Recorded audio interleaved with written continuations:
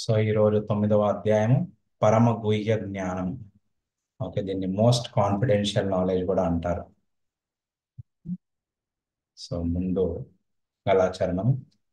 ఓం అజ్ఞానతిమిరంధస్య జ్ఞానాంజనశలాకయ చక్షురున్మిళితం యేన తస్మై శ్రీ గురవే నమః. ఓం విష్ణుపదాయ కృష్ణప్రేష్టాయ భూతలే శ్రీమతే భక్తి వేదాంత స్వామినితి నామినే. నమస్తే సరస్వతి దేవే గౌరవాణి ప్రచారిణే నిర్విశేష శూన్యవాది పాశ్చాత్య దేశతారిణి. హరే కృష్ణ కృష్ణ కృష్ణ హరే హరే, హరే రామ రామ రామ హరే హరే. సో ఈరోజు ఇది మనం మిడిల్లోకి వచ్చాము. సో దీన్ని గుయ్యతమ అంటారు. అంటే చాలా రహస్యమైన జ్ఞానంలో అతి రహస్యమైన జ్ఞానం అన్నమాట.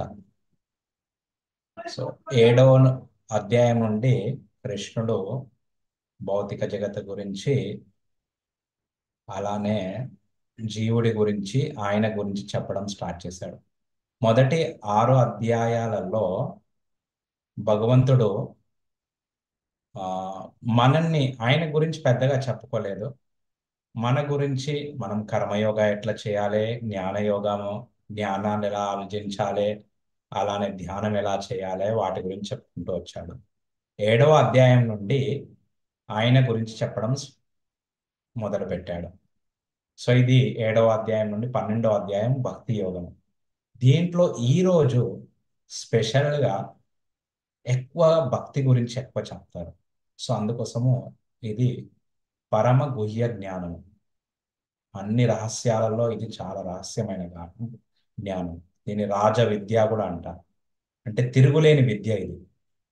ఓకే, సో ఈ శ్లోకాల క్రమం ఏందో చూద్దాము. మొదటి 3 శ్లోకాలలో శ్రీకృష్ణుని గురించి వినడానికి ఎవరు అర్హులు, ఎవరికి అర్హత ఉందో దాని గురించి చెప్తారు.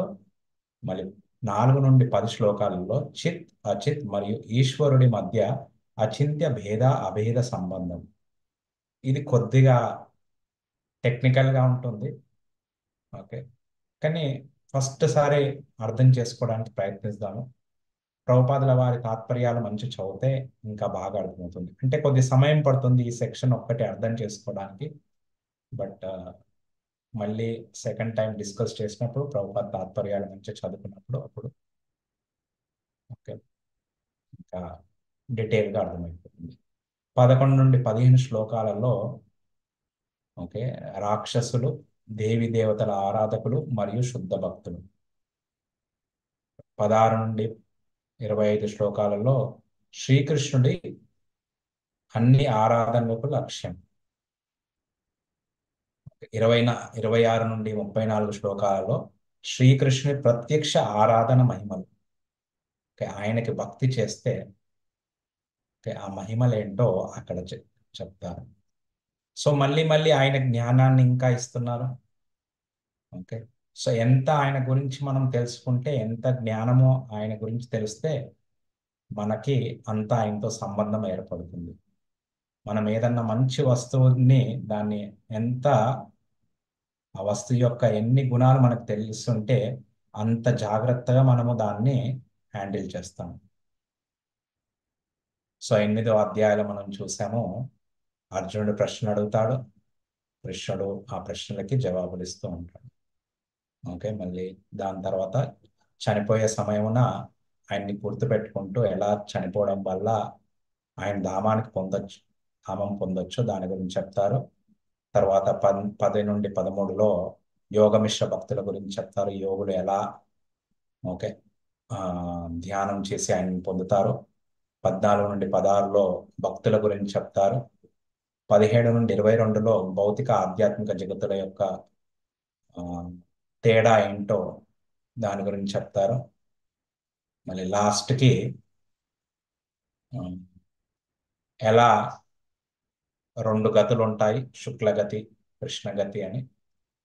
సో అలా కాకుండా దాన్ని అనుసరించి ఎలా మనుషులు శరీరాన్ని వదులుతారో దాని గురించి చెప్తారు. వాళ్ళకి ఏ గతిని పొందుతారో చెప్తారు. కానీ భక్తులు వీటికి భిన్నంగా, వీటి గురించి ఆలోచించకుండా ఎప్పుడు అనన్య భక్తి చేసుకుంటూ భగవద్ధామం పొందుతారో దాని గురించి చెప్తారు. సో ఈరోజు ఇవి మళ్ళీ ఒకసారి ఇవి ముందు కూడా చర్చించాము. ఇవి మళ్ళీ ఒకసారి గుర్తుపెట్టుకోవాలి. ఈశ్వరుడికి జీవుడికి చైతన్యం ఉంటుంది. ప్రకృతి కాలము కర్మకు చైతన్యం ఉండదు. ఓకే. కాన్షియస్నెస్ అంటారు ఇంగ్లీష్లో కూడా. మొదటి 4 నిత్యమైనవి. ఓకే. కర్మ అనిత్యము. ఓకే. సో ఈ 5 విషయాలు ఈశ్వరుడు, శ్రీకృష్ణుడు సృష్టికర్త, పోషకుడు, శ్రేయోభిలాష, సర్వకారణ కారణుడు, స్వతంత్రుడు. ఓకే. జీవుడు అంటే మా ఆత్మ, శ్రీకృష్ణుడి అంశము, తటస్థ శక్తి. ప్రకృతి బహిరంగ శక్తి. ఓకే. భౌతిక సృష్టి దీని నుండి ఆ, సృష్టించబడుతుంది. దీని ఆధారంతో కృష్ణుడి ఆజ్ఞ మేరపైన ఇదంతా సృష్టి త్రిగుణముల ద్వారా పనిచేస్తుంది. కాలము, ఓకే, ఇది 11వ అధ్యాయంలో చెప్తాడు. ఓకే. కృష్ణుడి యొక్క శక్తి కాలోస్మి లోక క్షయకృత్. ఓకే. సో ఈ శక్తి ద్వారా ఈ లోకంలో అన్నిటినీ ఆయన ఆ, ప్రళయానికి తీసుకెళ్తాడు, నాశనం అయిపోతుంది. కర్మ 3 రకాలు: అకర్మ, కర్మ, వికర్మ. ఓకే. అకర్మ అంటే దేవుడి కోసం ప్రసన్నం చేసే కర్మలు, అంటే శాస్త్రం ప్రకారం కర్మ ఫలము కోరి శాస్త్రం అనుసరించడము. వికర్మ పాపకర్మలు. ఇవి ముందు కూడా డిస్కస్ చేసాము. మళ్ళీ ఒకసారి ఈ 5 విషయాల గురించి మళ్ళీ మళ్ళీ వస్తాయి. ఇప్పుడు మళ్ళీ ఒకసారి రివిజన్ లాగా. సో సో ఎవరు అర్హులు? ఓకే. ఫస్ట్ భగవంతుడు చెప్తున్నాడు. శ్రీ భగవాన్ ఉవాచ ఇదం తు తే గుహ్యతమం ప్రవక్ష్యామ్యనసూయవే జ్ఞానం విజ్ఞాన సహితం యజ్ఞాత్వా మోక్షసే శుభాత్. సో ఇప్పుడు అర్జునుడికి చెప్తున్నాడు కృష్ణుడు. "ఓ అర్జున, నీకు నా పట్ల అసూయ లేదు కాబట్టి, ఓకే, ఈ గుహ్యతము అతి రహస్యమైన జ్ఞానము, ఓకే, సో గుహ్యము, గుహ్యతర, గుహ్యతమం. ఓకే. సో గుహ్యం అంటే రహస్యము, గుహ్యతర అతి రహస్యము, గుహ్యతమం అంటే అన్ని రహస్యాలలో ఉత్తమ రహస్యం. సో ఈ గుహ్యతమము, ఓకే, ఆయన ఈ జ్ఞాన విజ్ఞానము, ఓకే, నీకు చెప్పబోతున్నాను. ఇది తెలిసిన తర్వాత నీకు అన్ని అశుభాల నుండి ముక్తి పొందుతావు. సో ముందు 7వ అధ్యాయంలో కూడా చెప్పారు, ఈ జ్ఞాన విజ్ఞానం తెలిస్తే నీకు ఇంకా తెలుసుకోవాల్సింది ఏం లేదు. ఇక్కడ ఏం చెప్తున్నాడు? ఈ జ్ఞాన విజ్ఞానం తెలిస్తే నీకు అన్ని అశుభాలు. అశుభాలేంటి? 3 క్లేశాలు. ఓకే. ఇవన్నీ అశుభాలు. భౌతిక క్లేశాలు ఏవైతే ఉంటే వాటి నుండి విముక్తుడు అవుతావు. సో కృష్ణుడు ఎన్నో లాభాలు చెప్తూ ఉంటాడు. ఈ లాభం వస్తుంది, ఆ లాభం వస్తుంది అని. కానీ అది ఎప్పుడు వస్తుంది అన్నది ఆయన చేతిలో ఉంది. మనము ఎక్కువ ఆశించామనుకో డిస్టర్బ్ అయిపోయి ఉంటాం. ఓకే. అందుకోసం వస్తాయి, మనం భక్తి కంటిన్యూ చేస్తూనే ఉండాలి. సముద్రం అంత నల్లిలాగా ఆయన చెప్తారు. ముందు విషం వస్తుంది, తర్వాత ఎన్నో వస్తువులు వస్తాయి, వాటి గురించి ఆశించవద్దు, లాస్ట్కి అమృతం వస్తుంది. ఓకే. సో అలానే మనము భగవంతుడి ధామంకి వెళ్ళాలంటే ఇవన్నీ వస్తూనే ఉంటాయి, కానీ ఎప్పుడు ఇస్తాడో ఆయన ఇష్టం. ఇంకా 2వ శ్లోకాలో ఏమంటున్నాడు? రాజవిద్య రాజగుహ్యం పవిత్రమిదముత్తమం ప్రత్యక్షవాగమం ధర్మ్యం సుసుఖం కర్తుమవ్యయం. సో అన్ని విద్యలలో ఇది రాజ విద్య, అంటే తిరుగులేని విద్య. సో ఇక్కడ అక్కడ జ్ఞానం అన్నా విద్య అన్నా కానీ అన్ని భక్తినే. ఓకే. రాజగుహ్యం, ఇది మళ్ళీ అక్కడ గుహ్యతమం అన్నాడు, ఇది రాజగుహ్యం అన్నాడు. అన్ని సీక్రెట్స్లలో మోస్ట్ సీక్రెట్. పవిత్రం ఇదం ఉత్తమం. పవిత్రమైన ఉత్తమమైంది. పవిత్రం ఎందుకు? అన్ని మనకున్న పాపాలన్నింటినీ తీసేస్తుంది ఈ జ్ఞానం. ఓకే. ప్రత్యక్షవా గమమం. అవగమం అంటే బడదగిన విషయం. ఇది ప్రత్యక్షం చేస్తుంది ఈ విద్య, ఈ జ్ఞానం. ధర్మ్యం సుసుఖం కర్తుం అవ్యయం. సో ఈ ధర్మం ఏదైతే ఉందో, భక్తి ఏదైతే ఉందో, ఇది చాలా సుసుఖంగా చేయొచ్చు. కర్తుం, అవ్యయం, ఇది నశించనిది కాదు. ఓకే. సో ఇంకేమంటున్నారు? సో ఇంత మళ్ళీ లాభాలు ఉన్నాయి. సో మళ్ళీ ఎన్ని లాభాలున్న జ్ఞానాన్ని అనుసరిస్తే ఇంకా లోకంలో ఎవరు ఉంటారు అని ప్రశ్న రావచ్చు. కానీ లోకంలో ఉంటారు. ఇంత మంచి జ్ఞానం ఉన్నా కానీ దాన్ని పాటించిన వాళ్ళు కొందరు ఉంటారు. ఓకే. ఇది మనం చర్చించుకున్నామా? ఈ ధర్మం భక్తి యోగా చాలా సంతోషంగా ఆచరించబడినందున ఎవరు సంసారంలో ఉంటారని ఆశ్చర్యపోవచ్చు. ఎవరుంటారు? అశ్రద్ధదాన పురుష ధర్మస్యాస్య పరంతప అప్రాప్య మాం నివర్తంతే మృత్యు సంసారవర్త్మని. పరంతప. ఓకే. పరంతప అంటే శత్రువులని సంహరించేవాడా అర్జున. ఓకే. సో ఏమంటున్నాడు? ధర్మస్యాస్య. ఓకే. సో ఈ భక్తి యుక్త సేవలో, ఇక్కడ ధర్మం అంటే మళ్ళీ భక్తినే.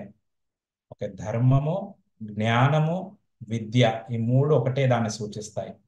మొదటి శ్లోక జ్ఞానము, రెండో శ్లోక విద్య, ఈ మూడో శ్లోక ధర్మము. మూడు భక్తిని సూచిస్తాయి. ఈ భక్తి పైన, ఈ భక్తి యొక్క సేవ పైన ఎవరికైతే శ్రద్ధ లేదో వాళ్ళు అప్రాప్య మాం నివర్తంతే, నన్ను పొందరు. నన్ను పొందక ఏమవుతుంది? మళ్ళీ తిరిగి వస్తారు. నివర్తంతే అంటే తిరిగి వస్తారు. ఎక్కడికి వస్తారు? మృత్యు సంసార వర్తని, ఈ జన్మ మృత్యు ఉండే ఈ లోకానికి మళ్ళీ తిరిగి వస్తారు. సో అందుకోసం చెప్తాను, ఎందుకు? శ్రద్ధ లేదు, నమ్మకం లేదు. అందుకోసం ముందు శ్రద్ధతో కొద్దిగా ప్రాక్టీస్ చేస్తూ ఉండాలి. దాన్ని అనుసరిస్తూ ఉండాలి. అది చేస్తూ చేస్తూ ఏమవుతుంది? ఆ శ్రద్ధ పెరిగిపోతూ ఉంటుంది.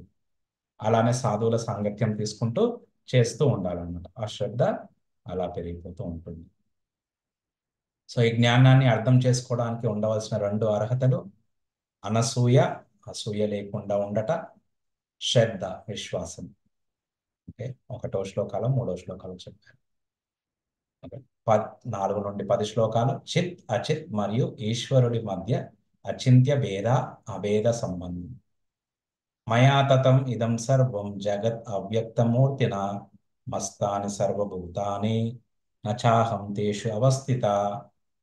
ఏమంటున్నారంటే ఓకే, సర్వం జగత్, ఈ సమస్త జగత్తులో అవ్యక్త మూర్తిన, భగవంతుడు అవ్యక్త రూపమున ఈ సమస్త జగత్తులో అన్నిట్లలో ప్రవేశించాడు. సో అవ్యక్త మూర్తిన అంటే అంటే మనకి ఈ కళ్ళ ద్వారా, ఈ భౌతిక కళ్ళ ద్వారా కనిపించని మూర్తి ఆయన. మయా తతం ఇదం. ఓకే. సో తతం ఇదం అంటే, తతం అంటే వ్యాపమై, వ్యాపించి ఉన్నాడు అనమాట. ఎలాగైతే ఒక ఎలక్ట్రిక్ వైర్లో కరెంట్ అన్ని చోట్ల అంతటా వ్యాపించింది, ఆ వైర్లో కరెంట్ ఉంది అంటాం. అట్లనే భగవంతుడు అన్ని వస్తువులలో ఉన్నాడు. ప్రహ్లాదుడు అడుగుతాడు కదా, హిరణ్యకశిపుడు అడుగుతాడు, నీ భగవంతుడు ఎక్కడున్నాడు? అన్ని చోట్ల ఉన్నాడు. ఈ పిల్లర్లో ఉన్నాడా? ఉన్నాడు. సో అలా అనమాట, భగవంతుడు అన్ని చోట్ల వ్యాప్యమై ఉన్నాడు. మస్తాని సర్వభూతాని, అన్ని జీవులు ఆయనలో ఉన్నాయి. ఆయన అన్నిట్లలో ఉన్నాడు, అన్ని జీవుల్లో ఉన్నాడు. పరమాత్మలాగా అన్నిట్లలో ఉన్నాడు. అండ్ అన్ని జీవులు ఆయనలో ఉన్నాయి. నచాహం తేషు అవస్థిత, కానీ ఆయన ఎవరిలో లేడు. అంటే అర్థం ఏంటి? ఏమన్నారు? అందరూ ఆయనలో ఉన్నాడు, ఆయన అన్నిట్లో ఉన్నాడు, మళ్ళీ లాస్ట్కి ఏమంటున్నాడు? నచాహం తేషు అవస్థిత, నేను ఎవరిలో లేను అంటున్నాడు. అంటే ఇది ఎలా ఉదాహరణతో ముందు ముందు వెళ్ళి చెప్తాడు అనమాట. ఆయన అన్నిట్లలో ఉన్నా కానీ ఆయన దేనికి పట్టించుకోకుండా ఉన్నాడు. ఓకే. సో ముందు చూద్దాం ఇంకా. ఇదే అచింత్య. అచింత్య అంటే మనం చింత ద్వారా అర్థమయ్యేది కాదు. భేద అభేద సంబంధం. భేదం ఉంది, అభేదం ఉంది. ఏమంటున్నాడు మళ్ళీ?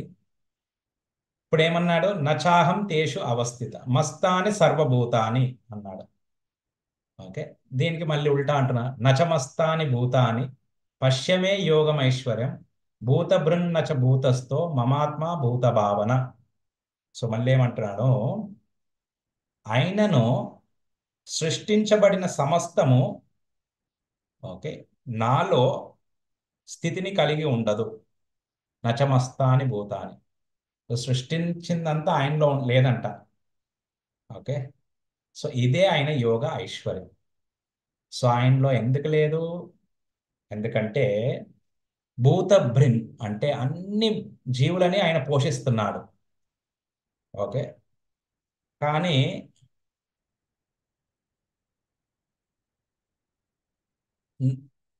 భూత భృంచ భూతస్థో మమాత్మ భూత భావన, కానీ వీటిలో ఈ వ్యక్త జగత్తులో భాగమును కాను.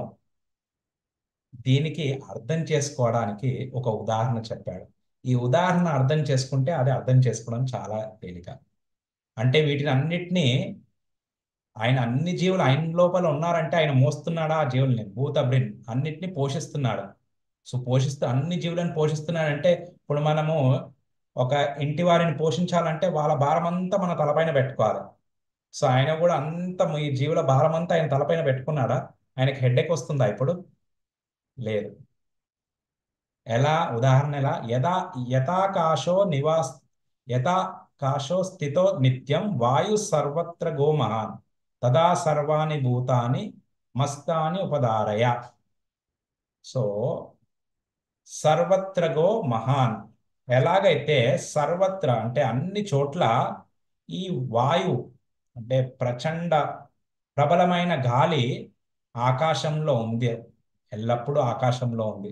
కానీ ఆకాశములో ఉంది, ఆకాశం ఆ గాలిని మోస్తుందా? ఆకాశానికి అటాచ్ అయి ఉందా? లేదు.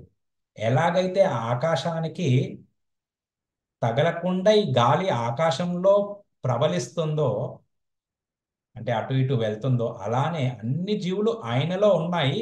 ఆయన దేనికి ఆసక్తుడయి లేడు. ఇది చెప్పడం చాలా తేలిక.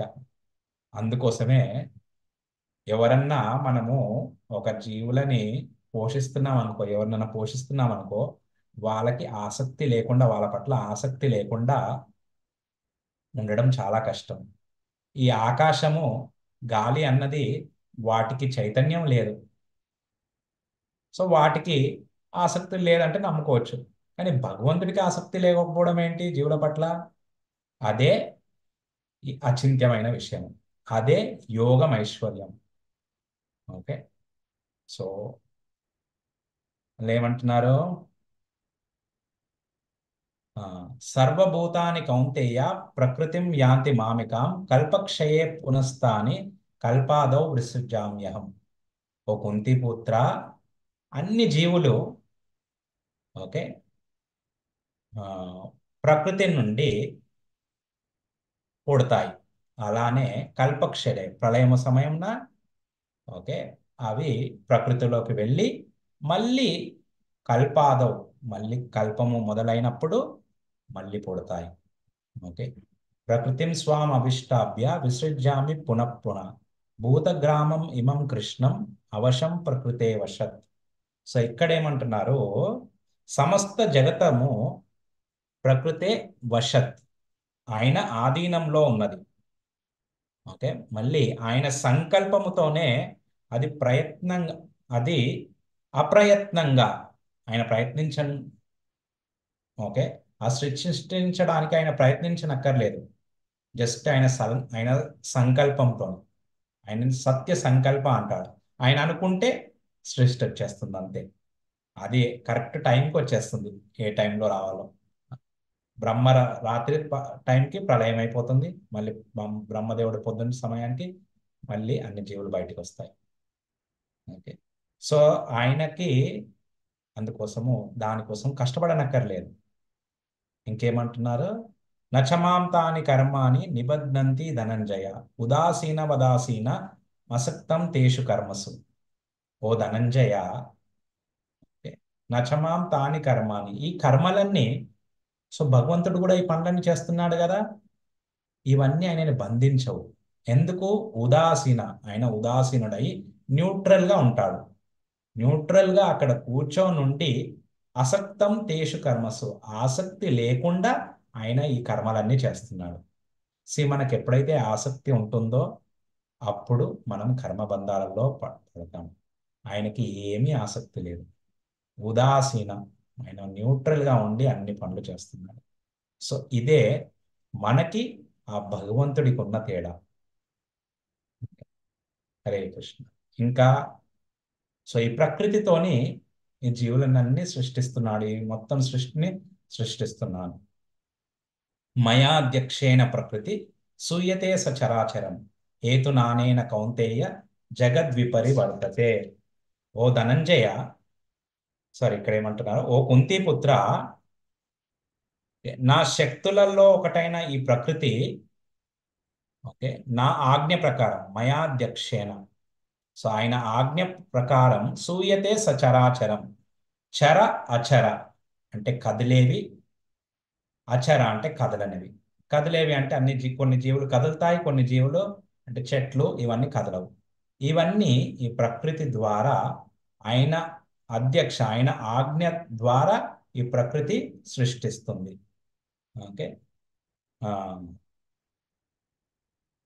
నేనేమంటున్నారు మళ్ళీ, ఆ హేతునానేన కౌంతేయ జగద్విపరివర్తతే. హేతునానే అంటే ఆ ప్రకృతి నియమ నియమానుసారము ఈ సృష్టి మళ్ళీ మళ్ళీ వస్తుంది, మళ్ళీ మళ్ళీ ప్రళయం వస్తుంది. సో ఇదంతా భగవంతుడు ఆ ప్రకృతి ద్వారా ఇవన్నీ చేస్తున్నాడు.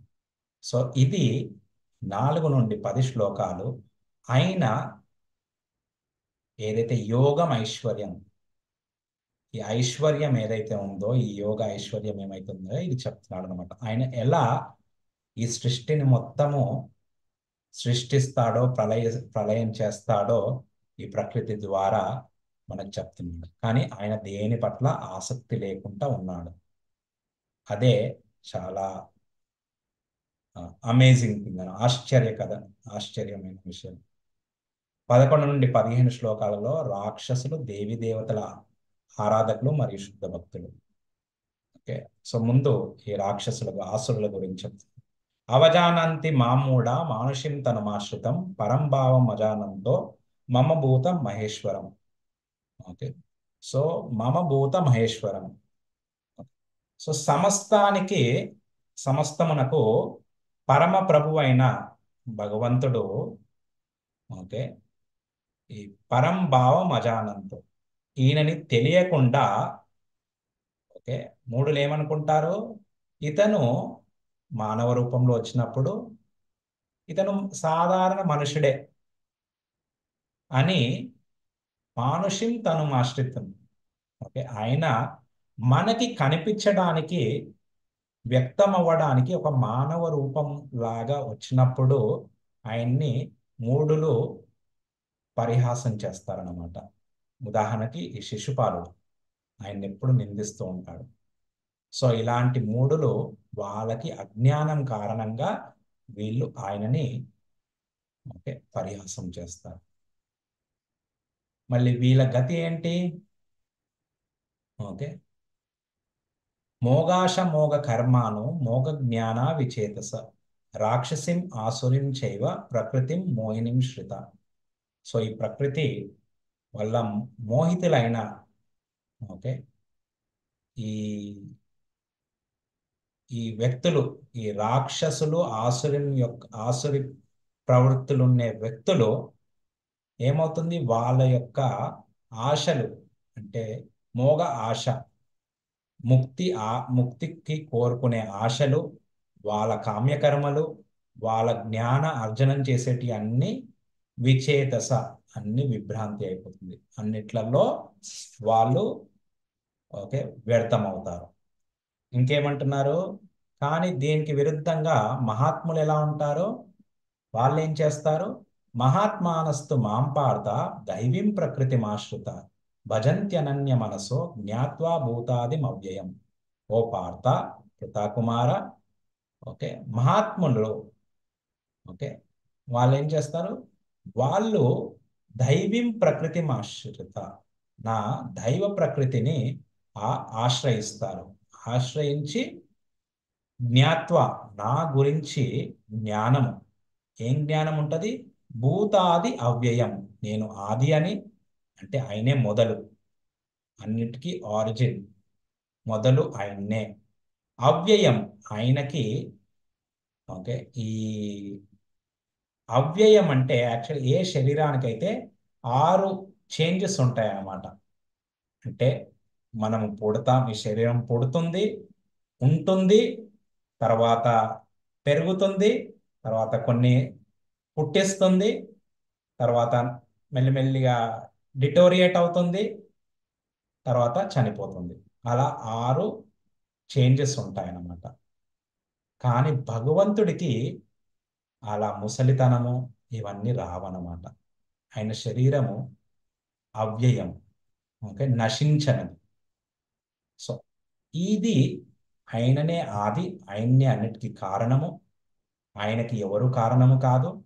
ఆయన శరీరము నశించనిది, అవ్యయము, శాశ్వతమైంది అని తెలుసుకొని భజంతి అనన్య మనసో, ఎప్పుడు అనన్య అంటే ఆయనకే, ఎవ్వరికి కాకుండా మనసు మొత్తము ఆయన భజనలో పెడతారు. ఇంకేం చేస్తారు వాళ్ళు? సతతం కీర్తయంతో మాం యతంతశ్చ దృఢావత నమస్యంతశ్చ మాం భక్త్యా నిత్యయుక్త ఉపాసతే. సతతం ఎల్లప్పుడూ ఆయన్ని కీర్తిస్తారు. ఓకే, మాం అంటే నన్ను, భగవంతుడు చెప్పి, యతంతశ్చ దృఢావృత, మళ్ళీ దృఢముతో. ఓకే, వాళ్ళు యతంతశ్చ అంటే ఏమంటున్నారు ఇక్కడ? ఉమ్, ఆ, ప్రయత్నిస్తారు, ఎల్లప్పుడూ ప్రయత్నిస్తారు. ఓకే, భక్తి చేయడానికి. భక్తి నిత్యయుక్త ఉపాసతే. ఓకే, నిత్యము ఆయన అర్చనలో ఉంటారు. ఆయనకి నమస్యంతశ్చ, ఆయనకి ఎల్లప్పుడూ ఆ అర్చన చేస్తూ నమస్కారాలు పెడతారనమాట. దండవత్ ప్రణామములు అంటారు. ఓకే, సో నమః అంటే నాది కాదు నీది, నాది ఏది కాదు అంతా నీదే అని నమః అన్నప్పుడు. ఓకే, సో ఇంకా ఇతర రకాల ఆరాధకులు జ్ఞానయజ్ఞేన చాప్యన్యే యజంతో మాముపాసతే ఏకత్వేన పృథక్త్వేన బహుదా విశ్వతోముఖం. సో వీళ్ళు పరోక్షంగా అంటే ఇండైరెక్ట్ గా ఆరాధించేవారు ఈ జ్ఞానయోగులు. కొంతమంది ఏంటంటే ఏకత్వేన పృథక్త్వేన, దీనికి 2 అర్థాలు ఉన్నాయి. ఒక అర్థం ఏంటంటే ఏకత్వేన, తన్ను తాను భగవంతుడు అనుకుంటాడు, అనుకొని తననే ఆరాధించుకుంటాడు అనమాట. వారికి వచ్చే ఫలము 12వ శ్లోకాలో ఏదైతే చర్చించామో అది మోగాశ మోగ కర్మానో మోగ జ్ఞాన విచేతస. వాళ్ళ ఆశలు, ముక్తికి పొందే ఆశలు, ఓకే, వాళ్ళ జ్ఞానము, వాళ్ళ కర్మలు అన్నీ విఫలమవుతాయి. పృథక్త్వేన, అతను భగవంతుడి యొక్క ఏదో ఒక రూపాన్ని కల్పిస్తాడు. అంటే మనోకల్పన చేసుకొని ఏదో ఒక రూపాన్ని పూజిస్తూనే ఉంటాడు. ఓకే, సో వీళ్ళ గురించి 20 నుండి 25లో చెప్తారు. బహుదా విశ్వతోముఖ, విశ్వరూపాన్ని ఆరాధించడం. ఈ విశ్వరూపంలో భగవంతుడి ఈ భౌతిక ఆ, అన్ని ఆ, వస్తువులలో అన్నిట్లలో ఎలా ఉన్నాడో అలా ఆ విశ్వరూపాన్ని ఆరాధిస్తారనమాట. ఇది 16 నుండి 19లో చెప్పారు. ఇంకో రకంగా చూసుకోవాలంటే ఏకత్వేన పృథక్త్వేన అంటే, ఓకే, ఆయన్ని, ఆ గుణాలని ఈ రెండు కలుపుకుంటే ఇంకో రకంగా జ్ఞానయోగులు వస్తారు. వాళ్ళు ఆ వ్యక్తితో సమానమైన గుణాలు ఉన్నాయి భగవంతుడికి అతనికి, కానీ అతను భగవంతుడు మ్, బృహత్ అంటే ఆయన గుణంలో సముద్రం లాంటివి, ఈయనవి లఘు అంటే ఒక నీటి చుక్క లాంటివి. అలా తెలుసుకొని కూడా ఆరాధన చేసే వాళ్ళు ఉంటారు. సో ఇది ఏకత్వేన పృథక్త్వేన. సెపరేట్గా చేసినప్పుడు ఒక రకమైన అర్థం వస్తుంది, రెండు కలిపి చూసినప్పుడు ఒక రకమైన అర్థం వస్తుంది. అలా, ఓకే, ఇలాంటి అన్ని వ్యక్తుల గురించి భగవంతుడు 7వ అధ్యాయంలో 9వ అధ్యాయంలో అన్ని ఆరాధకుల గురించి, ఎవరైతే ఆరాధిస్తారో వాళ్ళ గురించి, అందరి గురించి తెలియజేస్తున్నారు మనకి. మళ్ళీ శ్రీకృష్ణుడి అన్ని ఆరాధనలకు లక్ష్యం. 16 నుండి 25, 16 నుండి 19లో శ్రీకృష్ణుని విశ్వరూపంలో ఎలా గుర్తించాలి, సో ఎలా ఆయన 7వ అధ్యాయంలో కొన్ని చెప్పాడు, 9లో కొన్ని చెప్తుంటాడు, 10లో ఇంకెక్కువ చెప్తాడు ఆయన అన్నిట్లలో ఎలా ఉన్నాడు అనేది. అహం కృతుర్ అహం యజ్ఞ స్వాదాహం అహం ఔషధం మంత్రోహం అహం ఏవాజ్యం అహం అగ్నిర్ అహం ఉతం. అహం క్రతు, క్రతు అంటే క్రతువులు అంటే రిచువల్స్. ఓకే, ఆయన్నే అంటున్నాడు. అహం యజ్ఞ, యజ్ఞాలు ఆయనే అంటున్నాడు. స్వాదాహం అహం ఔషధం, ఔషధం కూడా ఆయన్నే. ఓకే, అందుకోసం ఈ ఔషధాలు, ఆయుర్వేద ఔషధాలు తీసుకున్నప్పుడు, చేసేటప్పుడు కూడా ఔషధం చేసేటప్పుడు విష్ణు మంత్రాలు చదవాలి, తీసుకునేటప్పుడు ఇచ్చేటప్పుడు విష్ణు మంత్రం చెప్పి ఇవ్వాలి, తీసుకునేటప్పుడు విష్ణు మంత్రం చెప్పుకుంటూ తీసుకోవాలి. మంత్రోహం అహం ఏవాజ్యం, మంత్రము కూడా ఆయన్నే. ఏ అజ్యం, అజ్యం అంటే నెయ్యి కూడా ఆయన్నే. అహం అగ్నిర్, అగ్ని ఆయన్నే. ఉతం, అంటే ఉతము ఆయన్నే, ఆహుతి ఉతం అంటే. సో ఇది ఈ 16వ శ్లోక. 4వ అధ్యాయంలో 25వ శ్లోక రెండు కొద్దిగా పోలికలు ఒకేలాగా ఉంటాయన్నమాట.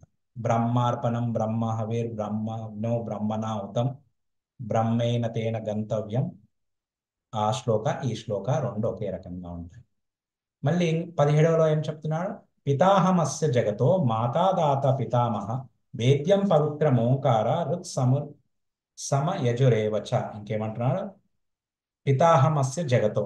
సో నేను ఈ జగత్తుకు తండ్రిని, తల్లిని, పోషకుడిని, పితామహుడిని, జ్ఞాన లక్ష్యమును అంటే వేద్యం అంటే జ్ఞాన లక్ష్యము, పవిత్రం చేసేవాడిని, ఓంకారమును, ఋగ్వేద, సామవేద, యజుర్వేద ఇవన్నీ నేనే. ఏమంటున్నారు? గతిర్భర్త ప్రభు సాక్షి నివసా శరణం శ్రీ ప్రభవ ప్రళయ స్థానం నిదానం బీజం అవ్యయం. ఓకే, గతి అంటే లక్ష్యము, భర్త అంటే భరించేవాడు, పోషించేవాడు, ప్రభు ఆయన్నే ప్రభువు, సాక్షి అన్నిటికీ సాక్షి ఆయన్నే, నివాస నివాసము, శరణం, సుహృత్ అంటే అందరినీ శ్రేయోభిలాష, ప్రభవ ప్రళయ ఓకే, సృష్టి, ప్రభవం అంటే సృష్టి, ప్రళయం అంటే ప్రళయం. ఓకే, సో సృష్టి అన్నప్పుడు ఆయన నుండి వచ్చేది, ప్రళయము మళ్ళీ ఆయన లోపలికి వెళ్ళిపోతుంది. స్థానం, ఓకే, సమస్తానికి ఆధారము, నిదానం విశ్రాంతి స్థానము, బీజం అవ్యయం, అవ్యయ బీజము. సో అవ్యయ బీజం అంటే అన్ని అవ్యయ బీజాలు. ఈ శరీరానికి చావు ఉంది, ఆత్మకి చావు లేదు. సో ఆ బీజము ఆయన్నే అని చెప్తుంది. తపాహమస్ తపామ్యహం అహం వర్షం నిగృహ్ణామి ఉత్సృజ్య మిచ అమృతం చైవ మృత్యుశ్చ సత్ సత్ అసత్ అహం అర్జున. ఓకే, మళ్ళీ ఏమంటున్నా? ఓ అర్జున, వేడిని అందించువాడను నేనే, వర్షను వర్షం నిగృహ్ణామి అంటే నిరోధించువాడను, మరియు ఉత్సృజ్యామిచ కురిపించువాడను. వర్షాన్ని నిరోధించాలన్నా కానీ కురిపించాలన్నా కానీ ఆయన్నే. అమృతం, అమృతత్వమును మరియు మృత్యువును నేనే. సత్ ఆత్మ, అసత్ భౌతిక పదార్థము రెండు నాలోనే ఉన్నాయి అని చెప్తున్నాడు అనమాట. ఇంకేమంటున్నాడు? ఆ, ఇప్పుడు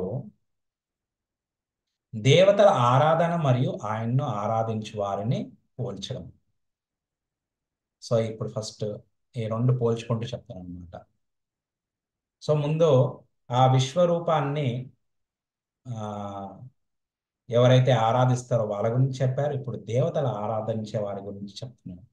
త్రైవిద్యమాం సోమపా పూతపాప యజ్ఞైరిష్ట్వా స్వర్గతిం ప్రార్థయంతే తే పుణ్యమాసాద్య సురేంద్రలోక మష్నంతి దివ్యా దివిదేవ భోగాన్. సో ఏమంటున్నారంటే ఇక్కడ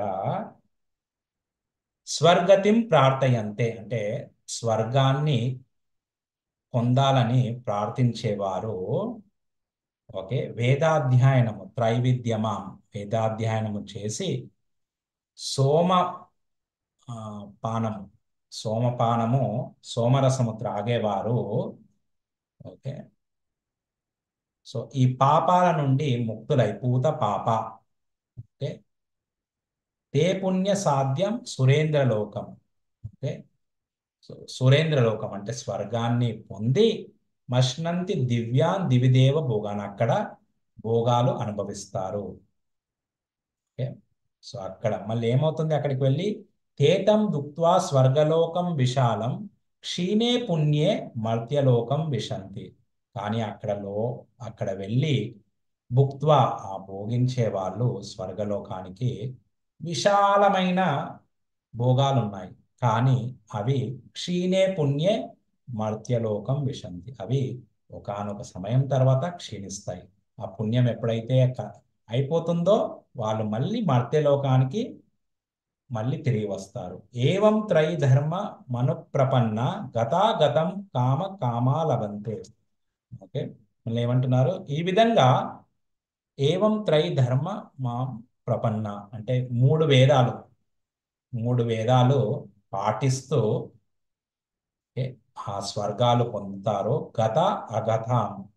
గత అంటే మృత్యువు, అగతాం అంటే జన్మ. ఈ మృత్యు జన్మ జన్మ మృత్యు చక్రంలో ఉంటారనమాట. ఈ స్వర్గాన్ని పొంది ఆ ఆయన భోగాలు అనుభవించి మళ్ళీ మళ్ళీ జన్మము మరణము అవుతూ ఉంటుంది. కానీ వాళ్ళ ఆయన భక్తులు అనన్యశ్చింతయంతో మాం మాం ఏ జనా పర్యుపాసతే తేషాం నిత్య వియుక్తానాం యోగక్షేమం వహామ్యహం. కానీ నా దివ్య రూపమునే ధ్యానిస్తూ అనన్యశ్చింతయంతో మాం, ఓకే, అనన్య భక్తితో సర్వదా నన్ను ఓకే అర్చించే వారికి పర్యుపాసతే, వాళ్ళకి ఏం చేస్తాడు భగవంతుడు, తేషాం నిత్య వియుక్తానాం, ఎల్లప్పుడూ ఆయన సేవలో యుక్తమైన వారు యోగక్షేమం వహామ్యహం. యోగ అంటే లేనివి ఆయన సమకూరుస్తాడు, క్షేమం ఉన్న వాటిని రక్షిస్తాడు. ఓకే అని చెప్తున్నాను అనమాట. సో ఎవరైతే ఆయన భక్తిలో పాల్గొని ఉంటారో భగవంతుడు ఏవేవైతే మనకు లేవో అవి చేకూరుస్తాడు, ఏవి ఉన్నాయో వాటిని రక్షిస్తాడు. సో పైన వాటికి ఆ పుణ్యం పోయిన తర్వాత అవి క్షీణించిపోతాయి, మళ్ళీ మర్త్యలోకానికి తావు. కానీ భక్తులకి ఏవి తగ్గవు, ఉన్నవి ఎల్లప్పుడూ ఉంటాయి. ఏముంటాయి, మెయిన్ భక్తి. అందుకోసం 2వ అధ్యాయంలో కూడా చెప్పాడు, నేహా విక్రమ నాశోస్తి ప్రత్యవాయో న విద్యతే స్వల్పమప్యస్య ధర్మస్య త్రాయతే మాతో భయం. కొద్దిగా భక్తి చేసినా కానీ, ఒక 1% చేసినా కానీ మళ్ళీ నెక్స్ట్ జన్మలో 2% నుండి స్టార్ట్ చేస్తాం. అలా అనమాట. మళ్ళీ ఇంకేమంటున్నారు, ఏప్యన్యతా దేవతా భక్త యజంతే శ్రద్ధయాన్విత తే తే అపి మామేవ కౌంతేయ యజంత్య విధిపూర్వకం. ఓ కుంతిపుత్ర, ఇతర దేవతలకు భక్తులై వారిని శ్రద్ధతో పూజించేవారు, ఓకే, అన్య దేవతా భక్త. ఓకే, సో ఇతర దేవతలకు భక్తులై వాళ్ళు శ్రద్ధతో పూజించేవారు యజంతే శ్రద్ధయాన్విత తే అపి మామేవ కౌంతేయ యజంతి అవిధిపూర్వకం. వాళ్ళు నన్నే పూజిస్తున్నారు కానీ తప్పుగా పూజిస్తున్నారు, అవిధి పూర్వకం. సో అన్ని దేవదేవతలు ఆయన అంగాలు, కానీ భగవంతుడు అంటున్నాడు కదా మళ్ళీ ఆయన్నే పూజిస్తున్నారని.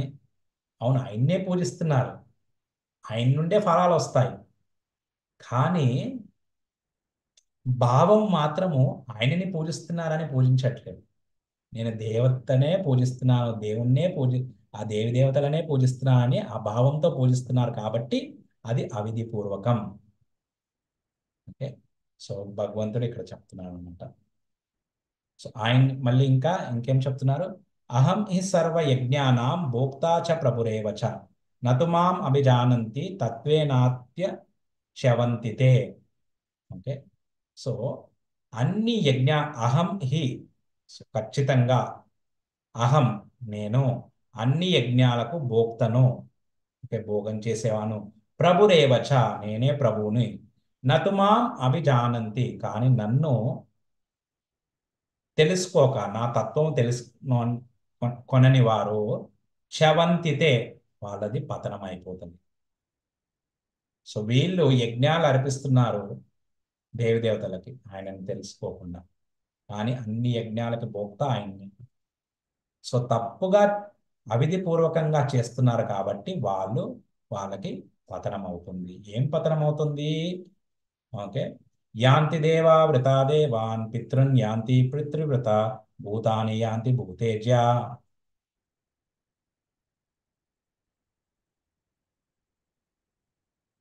యాంతి మాద్యాజినోపి మాం.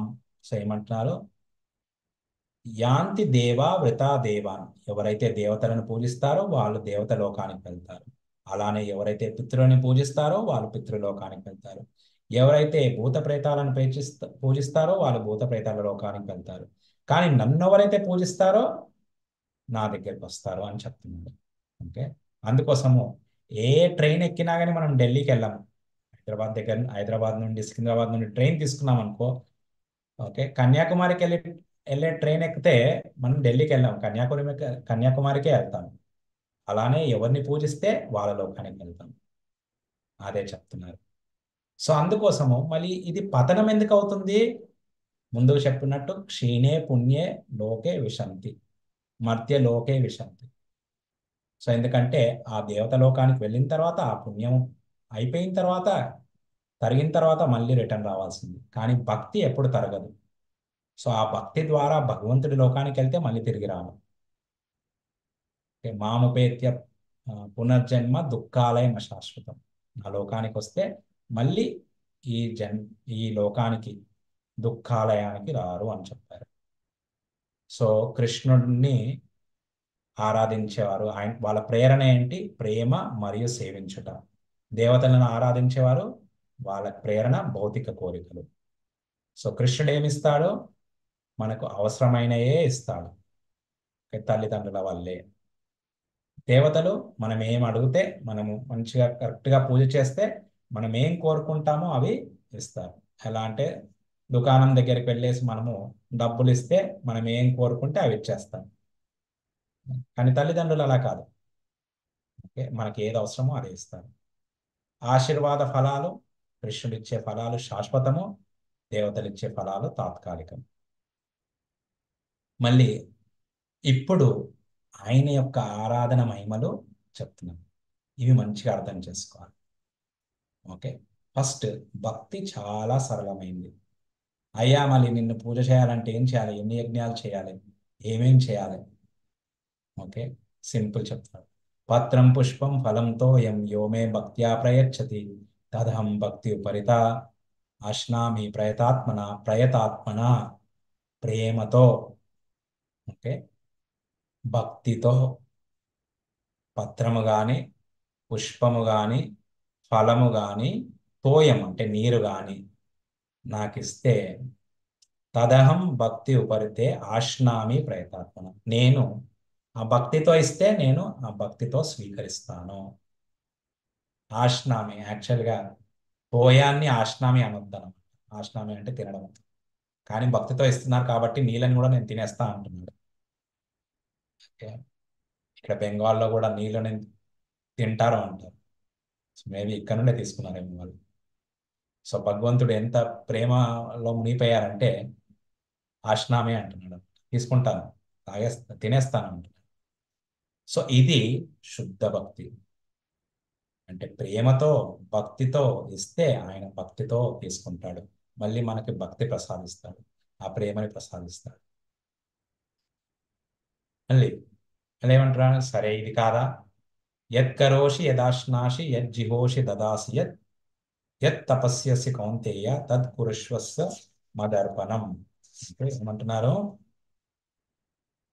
యత్కరోషి నువ్వు ఏది చేసినా, యదశ్నాసి ఏది భుజించినా, యజ్జిహోషి ఏది ఆహుతి ఇచ్చినా, ఓకే, దదాసి యత్ ఏది దానము చేసినా, యత్ తపస్యాసి ఏ తపస్సులు చేసినా, ఓకే, తత్ తత్ కురుష్వ మదర్పణం నాకు అది అర్పించవచ్చు. సో మనం ఏదైతే కర్మలు చేస్తున్నామో దాని నుండి వచ్చింది ఏదైతే ఫలితం ఉందో దాన్ని కూడా అర్పించవచ్చు. కానీ ఇది ఆ 26వ శ్లోకం కన్నా ఇది ఒక లెవెల్ తక్కువ.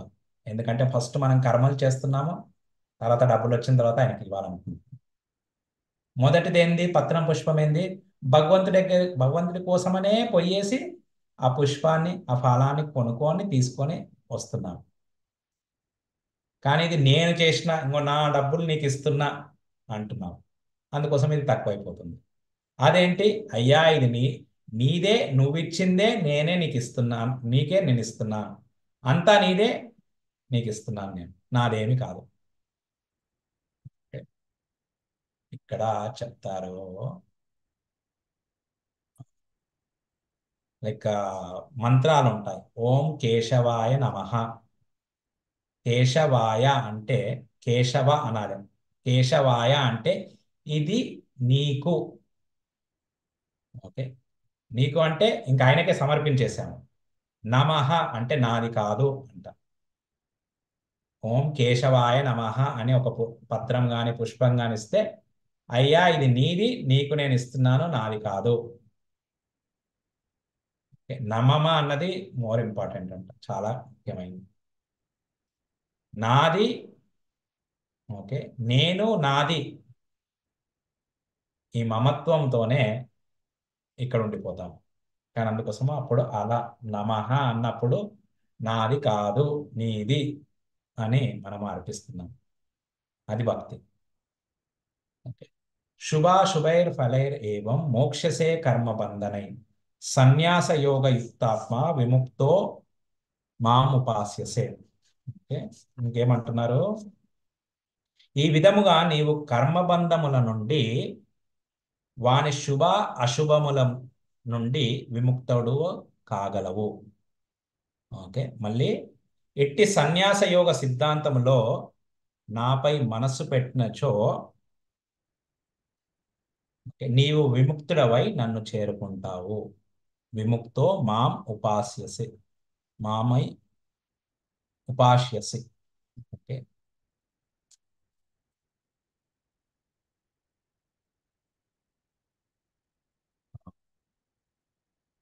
మళ్ళీ ఇప్పుడు చెప్తున్నాను. మళ్ళీ ప్రశ్న రావచ్చు, అయ్యా నువ్వేంటి నీ భక్తులకి ఇంత పక్షపాతం ఎందుకు చూపిస్తున్నావు అని ప్రశ్న రావచ్చు. కృష్ణుడు, సమోహం సర్వభూతేషు నామే ద్వేష్యోస్తి నా ప్రియ ఏ భజంతి తు మాం భక్త్యా మయి తేతేషు చాప్యహం. నేను అందరికీ సమానంగా ఉంటాను, అన్ని జీవులతో నేను సమానంగా ఉంటాను, నేను ఎవరిని ద్వేషించను, ఎవరిని ప్రేమ చేయను. కానీ నన్ను ఎవరైతే నాకు భక్తి చేస్తారో, ఎవరైతే నన్ను భజిస్తారో, ఓకే, ప్రేమతో భక్తితో నాకు ఏదన్నా అర్పిస్తే వాళ్ళని కూడా ప్రేమగా నాలోనే నేను చూసుకుంటాను. వాళ్ళు నా హృదయంలో, నేను వాళ్ళ హృదయంలో ఉంటాను. మయి తేతేషు చాప్యహం, నేను వాళ్ళ హృదయంలో ఉంటాను, వాళ్ళు నా హృదయంలో ఉంటారు.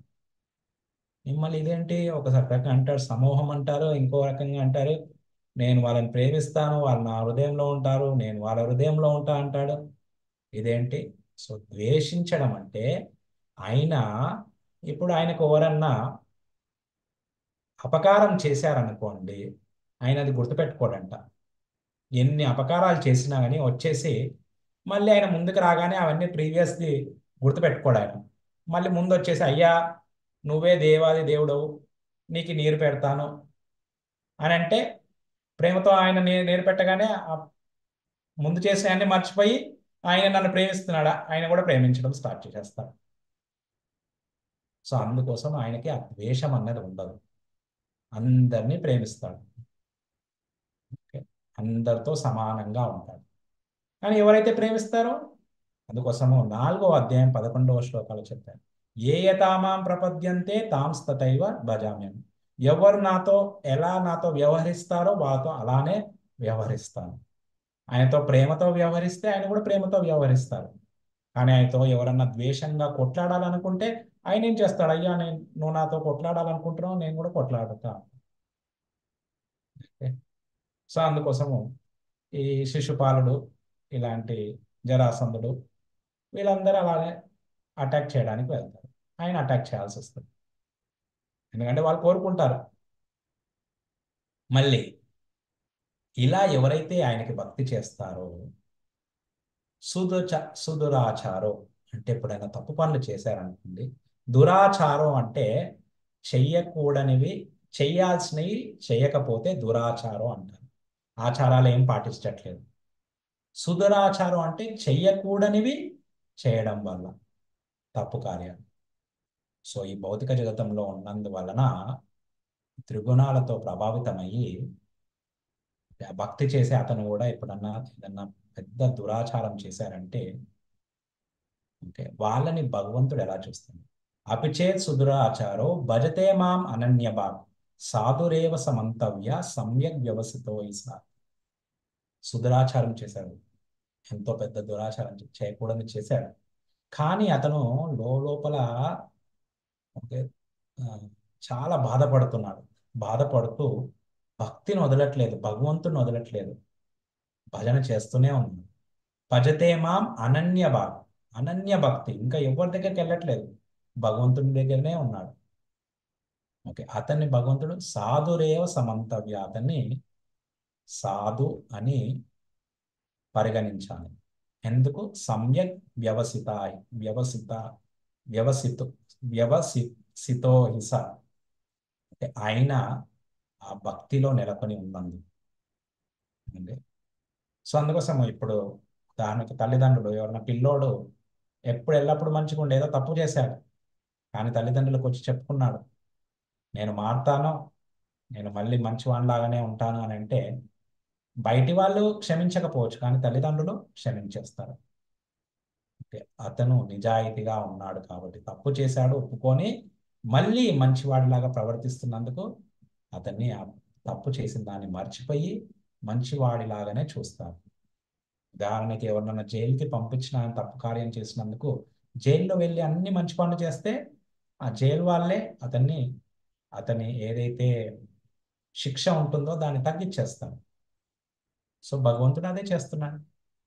క్షిప్రం భవతి ధర్మాత్మ శాశ్వత్ శాంతిం నిగచ్చతి కౌంతేయ ప్రతి జానీహి నమే భక్త ప్రణశ్యతి. సో ఏమంటున్నారు? క్షిప్రం, ఓ అర్జున, త్వరలో అతను ధర్మాత్ముడు అవుతాడు. శాశ్వత శాంతిని నిగచ్చతి అంటే శాశ్వతమైన శాంతిని పొందుతాడు. ఓ కౌంటేయ, కుంతిపుత్ర, ప్రతి జానీహి నామే భక్త ప్రణశ్య, అందరికీ చెప్పు, తెలియజేయి, గట్టిగా వెళ్ళి చెప్పు అందరికీ, నా భక్తుడు ఎప్పుడు నాశనము కాడు. ఓకే, సో ఇప్పుడు భగవంతుడే చెప్పవచ్చు నా భక్తుడు నాశనం కాదు, కానీ అర్జునుడికి చెప్తున్నాడు.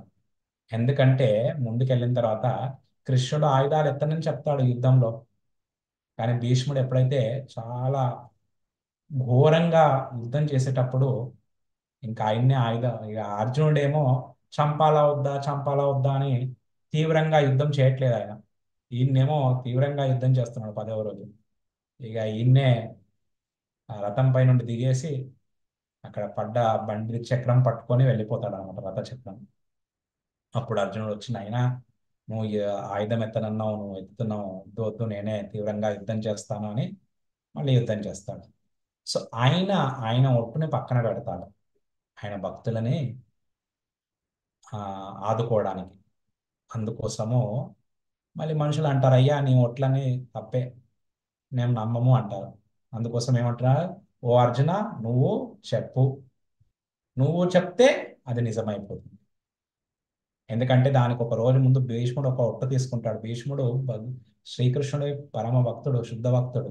ఆయన ఒట్టు తీసుకుంటాడు, రేపు నేను ఎలా యుద్ధం చేస్తానంటే భగవంతుడే అతను ఆయుధం ఎత్తాలి, నా పైకి ఆయుధం ఎత్తి తీసుకొని రావాలి. ఆయన ఏదైతే వాగ్దానం తీసుకున్నాడో, ఒట్టు తీసుకున్నాడో దాన్ని నిజం చేయడానికి ఆయన ఆయుధం ఎత్తాల్సి వచ్చింది. దాని ఇంకా పెద్ద స్టోరీ ఉంది, మళ్ళీ ఎప్పుడైనా డిస్కస్ చేద్దాం. మళ్ళీ మామి పార్థ వ్యపశ్రిత్య ఏపిష్యు పాపయోని స్త్రియో వైశ్యాస్తదా శూద్రస్ తేపి యాంతి పరాం గతిం. ఓ పార్థ, ఓ పృథకుమార,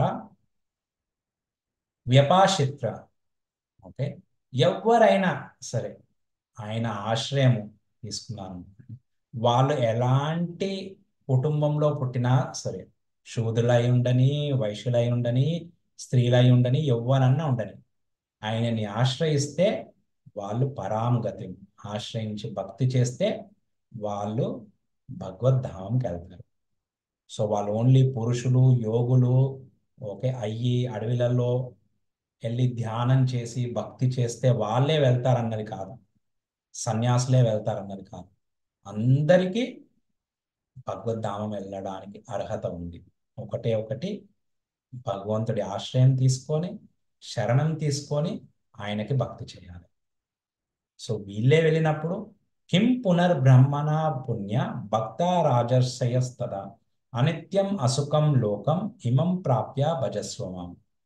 సో ఇంకా వీళ్ళకన్నా ఈ పుణ్యాత్ములు, ఓకే, బ్రాహ్మణులు, భక్తులు, రాజ ఋషులు, వాళ్ళు ఈ లోకంలో అనిత్యం అసుఖం లోకం, ఈ లోకానికి వచ్చిన తర్వాత, ఓకే, వాళ్ళంటే పూర్వజన్మలో 100% కంప్లీట్ కాలేదు, వాళ్ళు ఈ జన్మలో పుట్టారు. అదే 6వ అధ్యాయంలో చెప్పారు కదా, ఎవరైతే పూర్తిగా వాళ్ళ భక్తి కంప్లీట్ చేసుకోరో బ్రాహ్మణుల ఇంట్లలో, లేకుంటే గొప్ప వాళ్ళ ఇంట్లలో పుడతారు అని, భక్తుల ఇంట్లలో పుడతారు. సో అలాంటి పుట్టిన వాళ్ళు, వాళ్ళు వచ్చిన తర్వాత ఎల్లప్పుడూ భగవంతుడి భక్తి చేస్తారు.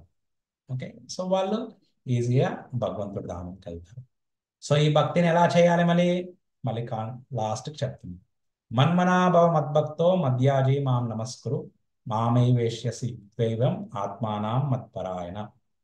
మన్మనాభవ మద్భక్తో, ఎల్లప్పుడూ నన్ను మనసులో స్మరిస్తూ, మధ్యాజీ నన్ను, ఓకే, పూజిస్తూ, ఓకే, మాం నమస్కురు నాకు నమస్కారాలు పెడుతూ, మామై వేష్యసి యుక్త్వైవం, ఓకే, ఆయనకి, ఆయన భక్తిలో ఎల్లప్పుడూ యుక్తమై ఉన్నందుకు, ఆత్మానం మత్పరాయణ, ఓకే, ఏమంటున్నారు ఇంకా, ఆ, ఈ విధంగా నువ్వు నాయందే సంపూర్ణ మగ్నుడవై తప్పక నన్ను చేరుకుందువు. ఓకే, సో మామయ్య వేషి సంపూర్ణంగా మగ్నుడైనందుకు ఆయన్ని అతను చేరుకుంటాడు. సో మళ్ళీ ఒకసారి ఆయన్ని ఎల్లప్పుడూ స్మరిస్తూ, ఆయనకి పూజ చేస్తూ, ఆయనకి నమస్కారాలు చేస్తూ, ఓకే, ఉంటే చాలు. మళ్ళీ ఆయనను కీర్తిస్తూ 14వ శ్లోకాలో చెప్పారు, ఉంటే చాలు. ఇదే భక్తి. ఈ శ్లోకము మళ్ళీ 18వ అధ్యాయంలో కూడా చెప్తారన్నమాట, 65వ శ్లోకాలు. ఈ యొక్క శ్లోక, ఇంకోటి శ్రేయాన్ స్వధర్మో విగుణ, నీ ధర్మాలు నువ్వు చెయ్యి అన్నది. ఈ 2 శ్లోకాలు 2 సార్లు చెప్తారు భగవంతుడు. సో అందుకోసం భగవంతుడు అదే చెప్తున్నారు, ఆయన భక్తులని కమ్మని చెప్తున్నారు. సో ఈ అధ్యాయంలో చివరి శ్లోక ఏం చెప్తున్నారు, ఆయన భక్తులయ్యి, ఆయనని ఆశ్రయించి, ఆయనకి పూజలు చేస్తూ, ఆయనకి నమస్కరిస్తూ, ఆయనను కీర్తిస్తూ, ఓకే, ఆయన ధామంని పొందమంటున్నాడు. ఓకే, ఇదే భక్తి, ఇదే రాజవిద్య, రాజగుహ్యం, ఓకే, ఇదే పరమరహస్యం.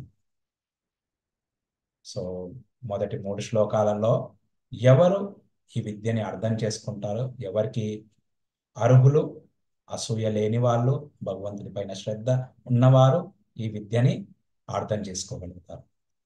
4 నుండి 10 శ్లోకాలలో భగవంతుడి యొక్క ఈ యోగ ఐశ్వర్యం గురించి చెప్పారు. ఎలా ఈ అచింత్యమైన శక్తులు, దాని గురించి చెప్పారు.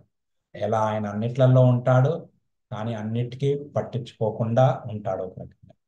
అంటే దేంతో ప్రభావితం కాడు ఆయన.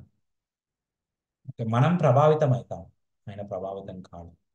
11 నుండి 15లో రాక్షసుల గురించి, అసురుల గురించి, వాళ్ళ యొక్క వాళ్ళకు వచ్చే ఫలాల గురించి, మరి భక్తులు ఏం చేస్తారో వాటి గురించి చెప్పారు. 16 నుండి 19లో ఆ విశ్వరూపములు, అంటే అన్నిట్లలో ఆయన ఎలా ఉన్నాడు, అన్ని నేనే అని ఎలా చెప్పాడు, అంటే ఆయననే నెయ్యి, ఆయననే ఆహుతి, అవన్నీ వాటి గురించి. 20 నుండి 25లో దేవి దేవతల ఆరాధకులు, వాళ్ళకి ఏమి పొందుతారు వాళ్ళు, ఓకే, ఆయన చెప్పారు, అది అవిధి పూర్వకం, వాళ్ళకు వచ్చే ఫలాలు అనిత్యం. ఓకే, 26 నుండి 34లో భక్తి యొక్క మహిమలను మనకు చెప్పారు. ఎలా చాలా సరళంగా భక్తి చేయొచ్చు, పత్రం పుష్పం ఫలంతో ఏం అర్పించేసి పెద్ద పెద్ద యజ్ఞాలు చేయనక్కర్లేదు.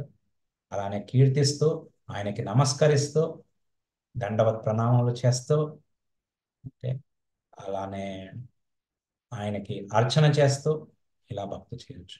హరే కృష్ణ కృష్ణ కృష్ణ హరే హరే, హరే రామ రామ రామ హరే హరే. శ్రీల ప్రభుపాదకి జై. హరే కృష్ణ. ఈరోజు కరెక్ట్ టైంకి అయిపోయింది.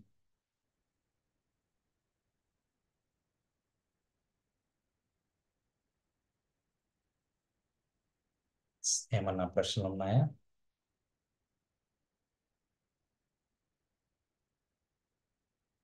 హరే కృష్ణ గురుగారు. హరే కృష్ణ ప్రభుజీ, చాలా రోజుల తర్వాత. మధ్యలో పనుల వల్ల రాలేకపోయా. మీరు చెప్పారు కానీ 4-5 శ్లోకాలే మళ్ళీ కొంచెం సందేహంగా అనిపిస్తుంది. చెప్పండి చెప్పండి.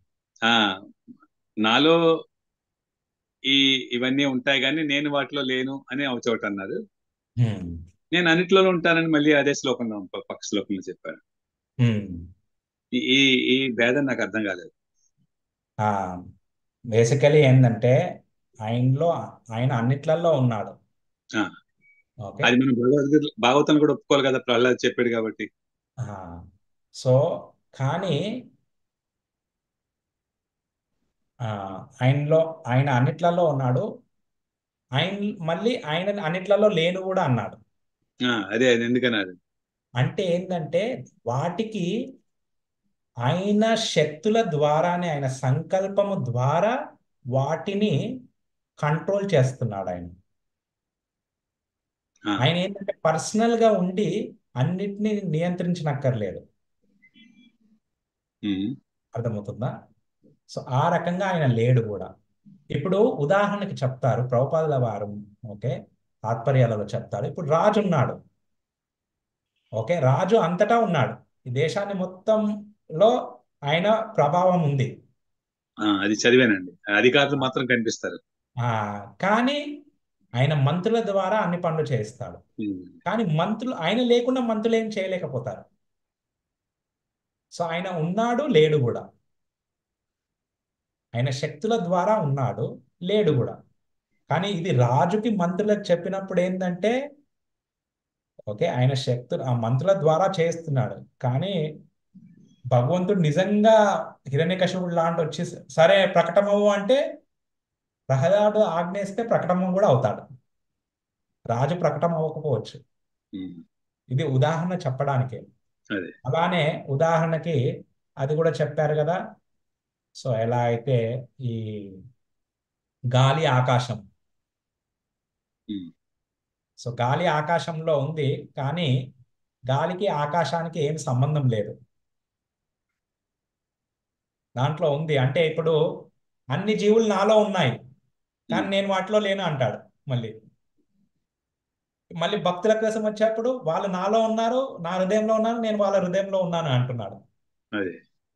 సో వీళ్ళకి ఆ భక్తులకు వచ్చాక నేను అందరిలో ఉన్నాను లేను కూడా అని అన్నప్పుడు ఆయన మళ్ళీ అలూఫ్, ఆ గాలి ఆకాశం లాగా. కానీ మనకి సందేహం అక్కడ కూడా రావచ్చు. అయ్యా, గాలి అన్నది ఆకాశం అన్నది దానికి ఏమి చైతన్యం లేదు, కానీ ఈయనకు చైతన్యం ఉంది కదా, ఈయనకు పట్టింపులు ఉంటాయి కదా, ఆయన మనిషి, ఒక వ్యక్తి. ఆ కానీ ఈయన ఆ అదే చెప్పారు కదా, అసక్తం. ఆయనకి దేని పట్ల ఆసక్తి లేదు, అందుకోసమే కర్మలలో బద్ధుడు కాదు ఆయన. కాదు. ఓకే. సో అదే మనకి ఆయనకున్నది యోగం ఐశ్వరం. మనకి ఆయనకున్న తేడా అదే. మనము ఆసక్తి, ఏదన్నా పని చేస్తే ఏదన్నా తయారు చేస్తే దానికి ఆసక్తి అయిపోతాము. ఇదంతా ఈ బీజాలన్నీ ఆయనవే. కానీ ఆయన ఆసక్తి లేకుండా సరే అయ్యా, నీకు ఈ కర్మ చేయాలని ఉందా, ఈ తప్పు పని చేయాలి, హిరణ్యకశిపుడు రావణుడు అందరికీ ఛాన్స్ ఇచ్చేస్తాడు. కానీ లాస్ట్కి ఆయనదే నెగ్గుతుంది, ధర్మమే పైకి వస్తుంది. కానీ వాళ్ళు చేసిన తపస్యల వల్ల వాళ్ళు కొద్దిగా కంట్రోల్ చేయాలనుకుంటారు కదా. రావణుడు, హిరణ్యకశిపుడు సూర్యుడిని, చంద్రుణ్ణి, ఆయన లేచినప్పుడే సూర్యుడు లేస్తాడు కదా. సో అవన్నీ అవుతాయి కానీ కొద్ది కాలానికి. సో వాళ్ళ తపస్సుని, వాళ్ళు ఎన్నో వేల సంవత్సరాల తపస్సుని కొద్ది సంవత్సరాల్లో మొత్తము కోల్పోతారు. ఉమ్, ఎందుకంటే భగవంతుడి నియమాలు పాటించారు కాబట్టి. అదే ప్రహ్లాదుడు చిన్న అబ్బాయి, భక్తి ద్వారా అంత పెద్ద తపస్సులు చేసిన ఆయన కొద్ది రోజుల్లోనే చనిపోతాడు. ఈయన ఈయన భక్తి ద్వారా ఆయన ఆయన్ని ఓడించేస్తాడు. ఆయన ఏమి ఆయుధాలు ఎత్తలేదు, భగవంతుణ్ణి శరణం పొందాడు అంతే. ఉమ్. సో ఇవన్నీ ఏంటంటే మనము జోడించి చూడాలన్నమాట. ఈ భగవద్గీత ఏంటంటే శ్లోకాలని అన్నిటిని జోడించి చూస్తూ ఉండాలి. అంటే మళ్ళీ మళ్ళీ మళ్ళీ మళ్ళీ చదువుతుంటూ. చదవడము, వినడము ద్వారా మనకి ఇవి అర్థమవుతాయి.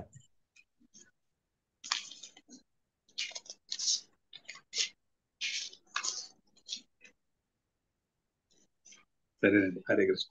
హరే కృష్ణ. ఇప్పుడు మీరు ఎక్స్పీరియన్స్ వాళ్ళు ఏంటంటే ఎవరైతే ఉంటారో, ఇప్పుడు ఫ్యామిలీలో కూడా ఏదైనా ప్రాబ్లమ్స్ వచ్చినా అని, మీ కంపెనీలో కూడా ఏదైనా ప్రాబ్లమ్స్ వచ్చినా అని, అంత పెద్ద పిక్చర్ ఉంటుంది మీకు, అంత కలిసి చూస్తారు.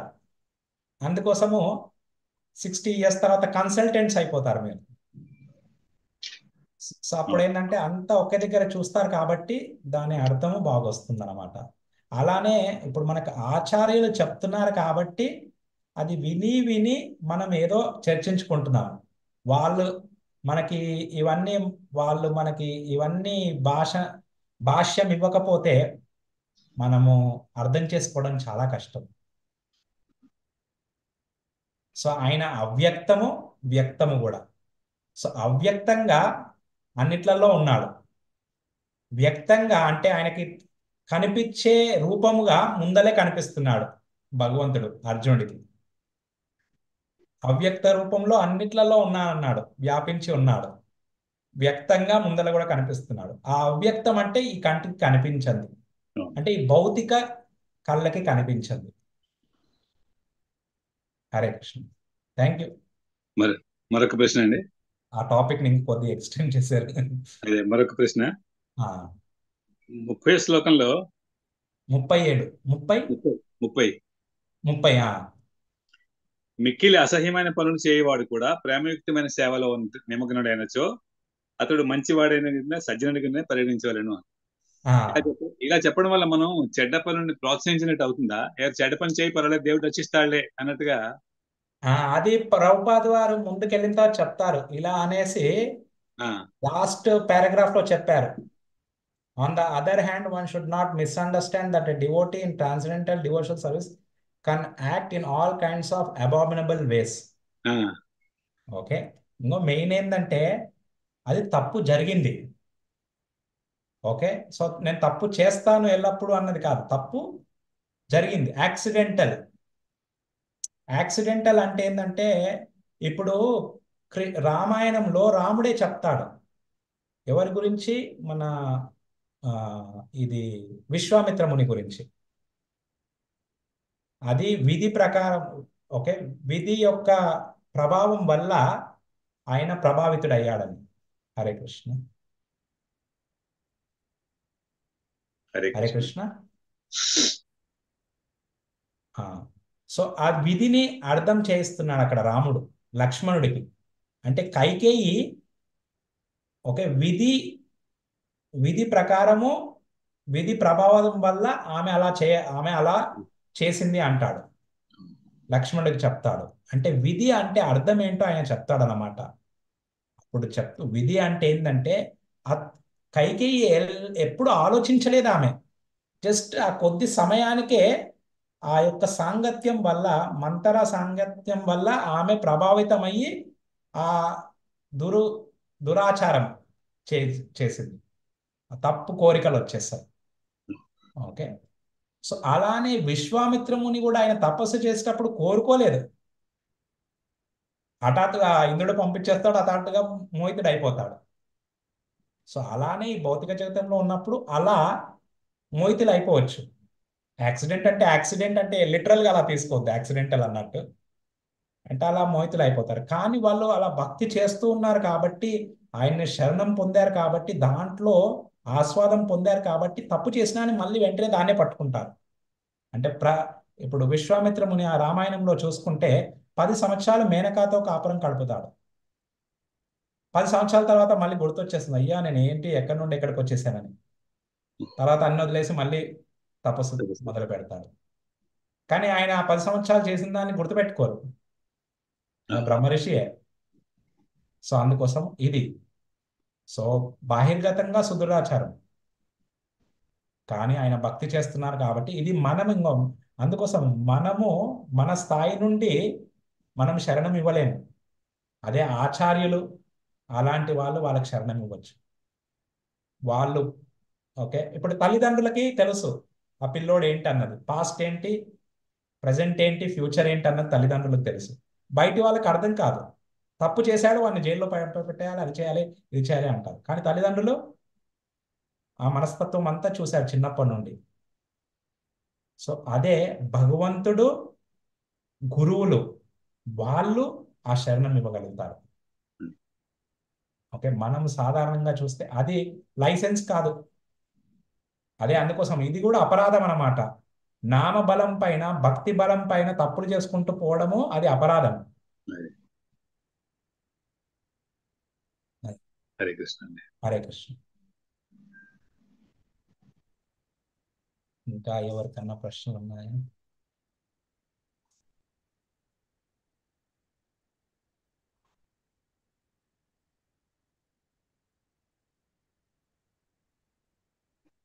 రామ్ లక్ష్మణ్ ప్రభు, ఇవాళ ఇవాళ ఓన్లీ శ్లోకాసే జస్ట్ డిస్కస్ చేసుకుంటూ పోయాను పెద్దగా. మెయిన్ ఏంటంటే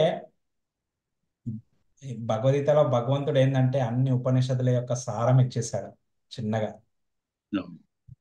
కానీ దీన్ని మళ్ళీ మళ్ళీ మనము అర్థం ఎన్నిసార్లు చదివితే అంత అర్థం డీప్ గా వెళ్తూ ఉంటుంది. మళ్ళీ అలానే భక్తుల ద్వారా వింటే ప్రభుపాది భాష్యం కూడా చదువుతూ చదువుతూ ఉండి భక్తి చేస్తూ ఉంటే దాని గురించి ఇంకా ఎక్కువ తెలుస్తూ ఉంటుంది. మనం కూడా ఎవరైనా వంట చేసేవాళ్ళు మళ్ళీ మళ్ళీ మళ్ళీ మళ్ళీ చేస్తూ చేస్తూ చేస్తూ దాంట్లో లోతుగా వెళ్ళిపోతారు.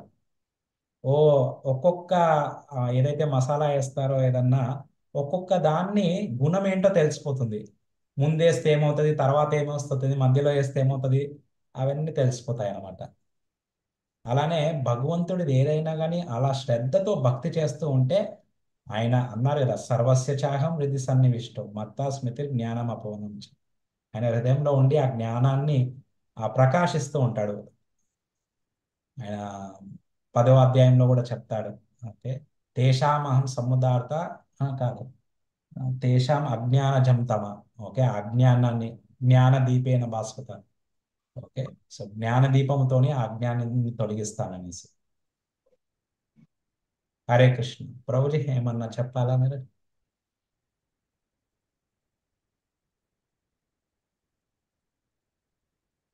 సంరక్షణ ప్రభు.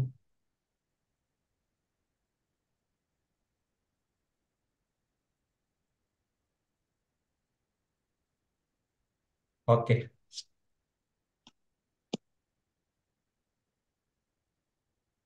Thank you.